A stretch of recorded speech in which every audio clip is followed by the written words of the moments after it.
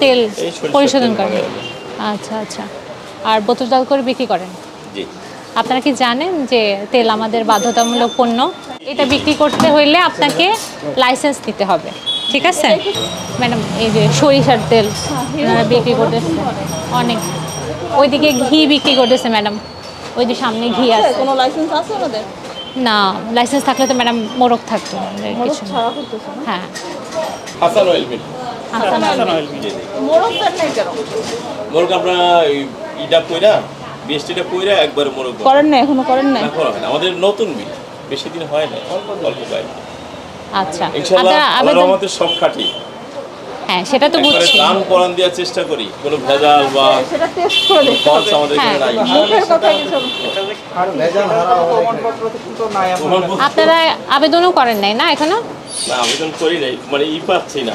আপনি প্রথমে যাবেন, আমরা আপনাকে প্রসেস বলবো, আপনি অ্যাপ্লিকেশন করবেন। জি। অ্যাপ্লিকেশন করার পরবর্তী ধাপে আমাদের যে অফিসারের উপর হচ্ছে দায়িত্ব পড়বে, সে অফিসার আসবে, এসে স্যাম্পল কালেকশন করবে। জি জি জি। ঠিক আছে? এই যে এটা মধু, হ্যাঁ, জি জি। এখানে যদি আপনি লেবেল না লাগান, আপনার এটা খেয়ে যদি কারো কোনো সমস্যা হয়, সে কিভাবে সেই আপনার বিরুদ্ধে যে একটা অভিযোগ করবে, সেটা কিভাবে করবে? কারণ আপনার মুখের এরকম সুন্দর সুন্দর কথা অনেকেই বলে কি না? বাংলাদেশে এরকম সুন্দর কথা বলার লোক 99% মানে 99%ই আপনি পাবেন সুন্দর সুন্দর কথা বলার লোক, ঠিক আছে? এই জন্যই আইন কেন বানানো হয়েছে? শুধু মুখের কথার আসলে কোনো ভিত্তি নাই, হ্যাঁ।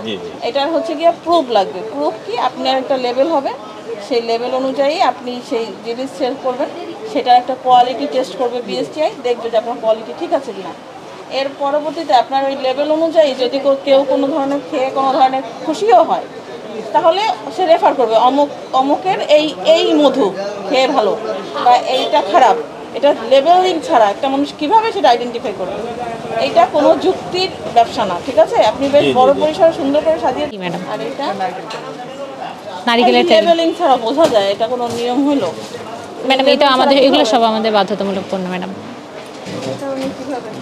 বোঝা যায় না, কিন্তু আল্লাহর ভয়ে আমরা এগুলি করি, ভেজাল থেকে মুক্ত থাকি। কিন্তু আপনি যেটা বলছেন, এটা রাষ্ট্রীয় আইন, শরীয়তের আইন, আমাদের মানতে হবে। আমিও মানার জন্য চেষ্টা করতেছি ইনশাল্লাহ। তা আমরা কিভাবে বুঝবো আপনি চেষ্টা করতেছেন? আপনি তো এখনো পর্যন্ত বিএসটি একবার জানি নাই। আমি আলাপ করতেছি।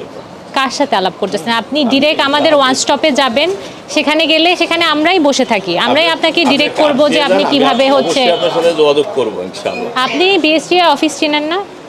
তেজগাঁওতে আমাদের অফিস, ডিরেক্ট অফিস।